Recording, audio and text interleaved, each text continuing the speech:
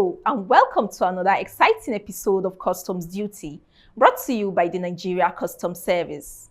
In this week's package, Nigeria Customs Service partners International Monetary Fund to improve capacity of officers on risk management, intelligence gathering. Semi-Command threatens commitment to security of the nation, health and well-being of citizenry. Intercept 5 trucks of expired flour, 1,104 parcels of cannabis sativa, orders. Other reports will also come your way in the course of the program. Thank you for joining us. I am Hafsat Oreme Ibrahim. Please sit back, enjoy, and stay informed. We will be right back.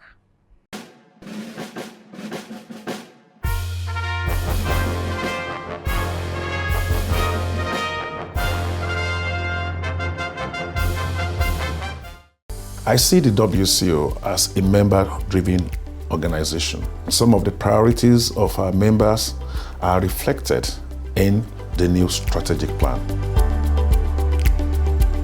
What does being appointed WCO Council Chairperson mean for your country and your customs administration? So I must say, it represents an honor for me. It's also a kind of recognition for the customs administration of Nigeria. We've been undertaking a number of reforms, modernization programs in the last 2 years. So it will also mean that this appointment is a kind of a validation of the reforms that we are doing. It's a kind of endorsement by the global customs community that we are on track and we are aligning our priorities with that of the World Customs Organization. So I feel so excited. Of course, I know that it's also a very big responsibility on my part and on the part of Nigeria for us to shoulder this, and provide quality leadership for the world customs community. And speaking of the global customs community, what for you makes the WCO a unique organization? WCO is an organization that represents a convergence for a number of interrelated issues. So economic prosperity, national security, environmental sustainability, and WCO over the years has proven that it could provide a very strong rallying point for all customs administrations. It has managed to remain focused as a functional organization, an organization that has navigated the difficult, terrains of international politics and has remained very, very relevant. From your experience working in customs, which WCO initiative or program has had the most transformative impact on your administrations? I take the example of the Authorized Economic Operator Program. I must really acknowledge the guidance we got from WCO and of course the sponsorship of our partners to help us in the build-up towards implementation. So this has proven to be a kind of a game-changing intervention for us, helping us to raise revenue, helping us to reduce clearance time in our ports, and more importantly, helping us to build trusted partnerships with compliant traders. The safe framework of standards has been very, very transformative and game-changing for us. We've launched advanced rulings. We've just concluded a TRS program. So for me, these are all things that have helped us to change the narrative in Nigeria. What one message would you have for the global customs community? The most important feature of the WCO lies in the nature of our diversity. So our uniqueness is our strength, and we should allow this diversity to continue to create opportunity and progress for us.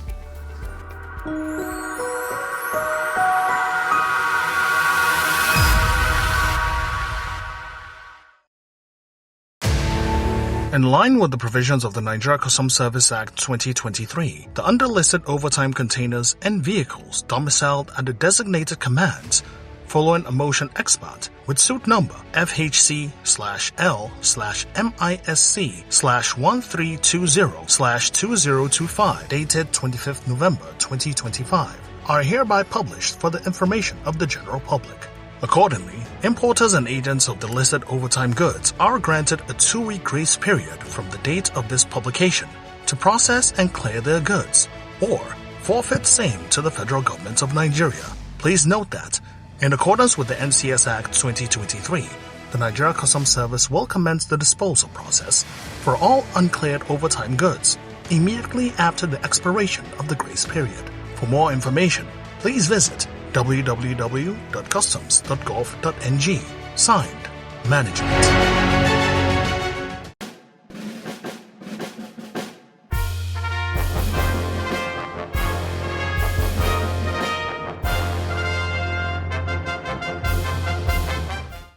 As Nigeria Customs Service seeks to harmonize the risk management criteria of the intelligence unit and that of the investigation unit with the view to building a robust intelligence and risk management platform for the service, the NCS partners International Monetary Fund to improve capacity of officers. Deputy Comptroller General Dara Nadi represents the Comptroller General of Customs Bashir Adewale Adini MFR as the second phase of the mission holds. Risk management and intelligence remain the backbone of modern customs operations, and in an environment marked by evolving threats, sophisticated smuggling networks, and increasing trade volumes, the Nigerian Customs Service must continue to rely on a data-driven analysis, interagency collaboration, and predictive tools to stay ahead. However, before we start to collaborate with other agencies, we must establish a platform for internal collaboration, and that's the essence of this workshop. DCG Dara Nadi underscores the relevance of the workshop further.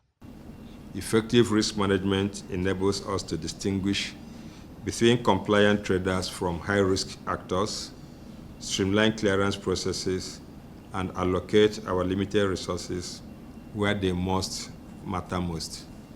And in doing this, we must first prioritize our officers' capacity in identifying risk. We must also prioritize our officers' capacity in sharing intelligence that has been processed.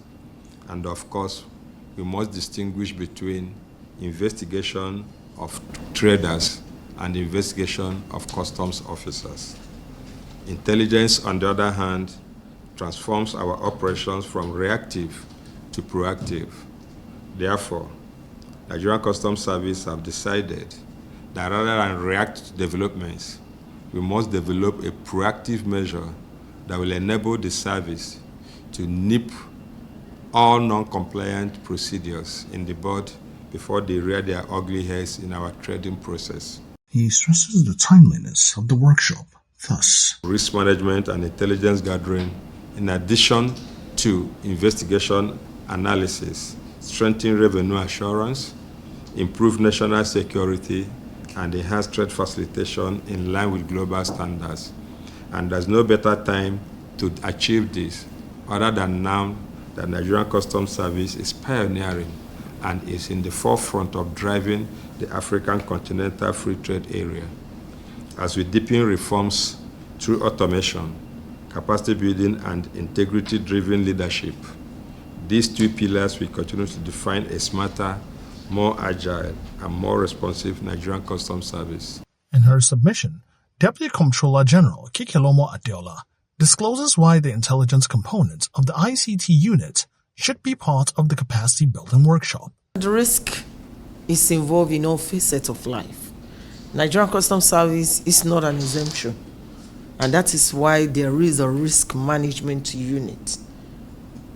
And the risk management unit, it's not just about profiling, it's about analytics, observation of trends, ensuring it forms intelligence, even to the system, and to the process. And that is why it cannot just be alone.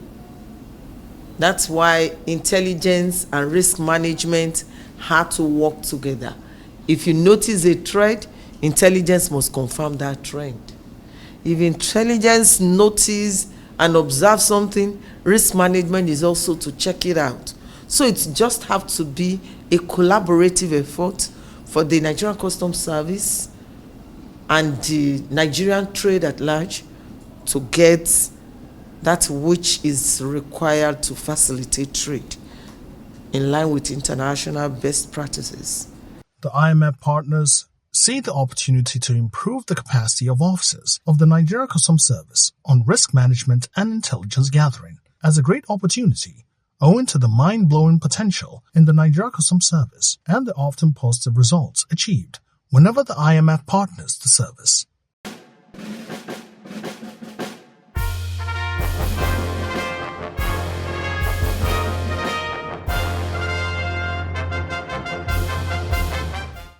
That the Nigeria Customs Service remains committed to the welfare of its personnel while they serve and even after retirement is uncontestable. The service, under the leadership of Bashir Adewale Adeni, MFR, digs deeper into ensuring that the future of its personnel after service to the nation remains bright and fulfilling. Hence, the training of 100 officers approaching retirement to acquire varying entrepreneurial skills. The Comptroller General of Customs is represented at the one-day workshop by Deputy Comptroller General, Strategic Research and Policy. He addresses the participants. The theme of this workshop, from uniform to entrepreneur, navigating export, mining, and agribusiness for a successful retirement, is well thought out. It is to draw your attention and the attention of all officers, and indeed every Nigerian, to the likely challenge that the blossomed population will pose to a nation that is not prepared to feed itself. As customs officers, your job transcends revenue collection to include your effort in ensuring the stability of our nation's food security agenda earlier referred to. You have been contributing to the nation's food and agro policy and has been in the forefront of the implementation of the food and agro import policies. Today's training will appraise your past roles in these regards while preparing you to contribute to Nigeria's food sustainability program. Bashir Adeni, represented, encourages the participants further. For decades, you have each given your strength, your skills, and your loyalty to the service of our nation.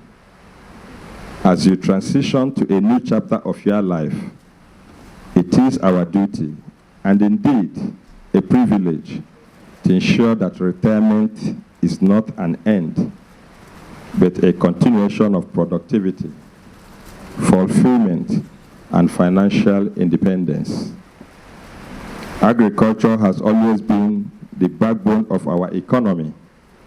With the rising demand for food security, agro-innovation offers immense potential for wealth creation, employment, and community development. This training program has therefore been thoughtfully designed to equip you with practical knowledge in modern farming techniques, agribusiness knowledge, and in modern farming management, value chain opportunities, and the skills needed to thrive beyond active. We bring to the fore excerpts from the submission of the resource persons at the workshop. Do not wait until 1 year to retirement before we map out what is going to happen at the next phase of our lives. And to unlock the next phase of your life, you do not treat it as a retirement plan, but rather a continuation of a mission for nation building, was any income from it. There are critical mindset shifts that I really would love that as we begin to prepare and wind down in this service, is not to say, hey, what will I do with my life now? No, God has helped you beyond that. It's a transition, it's a new mission. You're on a new journey to continue the work you're doing in solving problems for nations. When you extract solid mineral from the earth, it's called an ore. The reason is an ore is because it's a mix-up of different elements. So when you test it, you'll now be able to know, okay, this ore has lead, it has zinc, it has gold, it has this. So when you have extracted it from the earth, you have two types of minerals, the ferrous and non-ferrous. Ferrous means the one that can attract magnet and the one that does not. So when you extract those things, in the international market, there's an exchange that is in charge of selling solid minerals. They call them London Metal Exchange. But in this country, what we do is we sell our ore to the Chinese people. They take it to their country, they break it down to the sizes that London Metal Exchange accepts. So when they break it down to that level, they now sell it. And when they sell it, that is where the money is. Having listened to the resource persons, the participants' position about the workshop is summarized. Honestly, when I saw the circular, when I saw my name, I was like, do I need somebody to tell me what to do when I retire? But now I have a different mindset. I am going out happier, loaded with experiences. This workshop is seen as a platform to widen the horizon of the participants to continue contributing to the development of the nation after active duty, while also earning a decent living.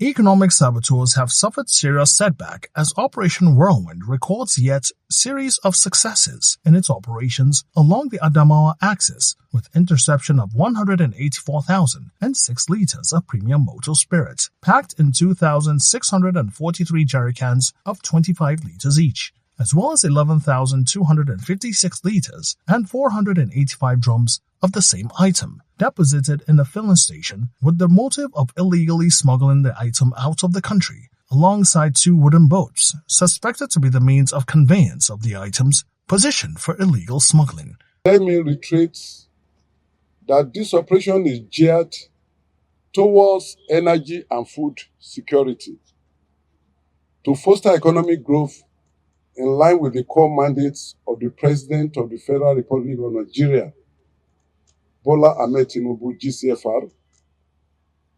In line with this mandate, the Operation Whirlwind Zone D are to reposition all its machineries across the area of its responsibilities and ensuring that the border becomes airtight. These have made it more difficult for economic saboteurs to carry out their smuggling activities. Meanwhile, residents benefit from successes of the operation as Assistant Comptroller General Kolapo Oladeji addresses motorists in preparation for auctioning of the seized petroleum product. This is your product. It's not customs products. It is your product that they were trying to smuggle out of Nigeria, but you were charged as your servant to make sure they did not succeed. And that's what we have just done. So we are now bringing it back to you, that your product is here, come and take it. And that's why you are here. And we are going to sell it to you at a very cheap price of 600 naira per liter.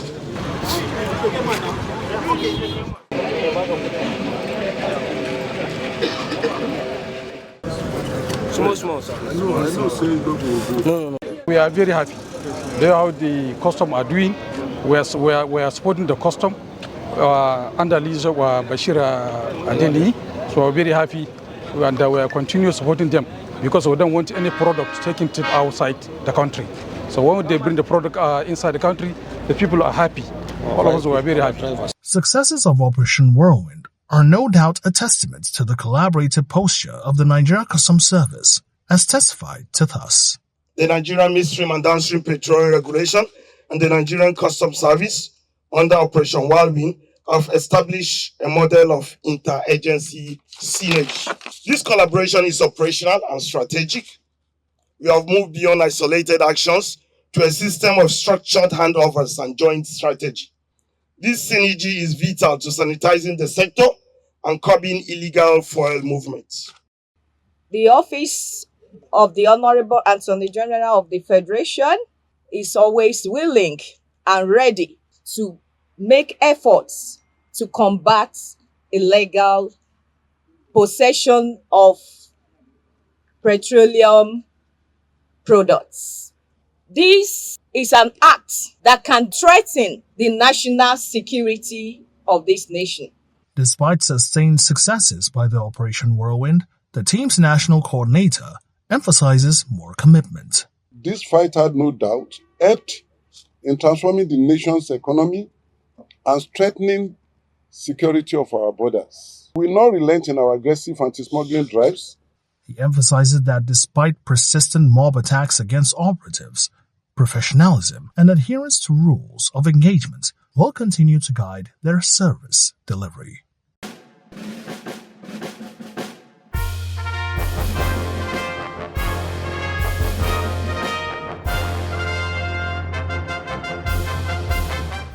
Seme Area Command of the Nigeria Customs Service has continued to record huge successes as it carries out its anti-smuggling operations while strengthening commitments to security of the nation, health, and well-being of citizenry.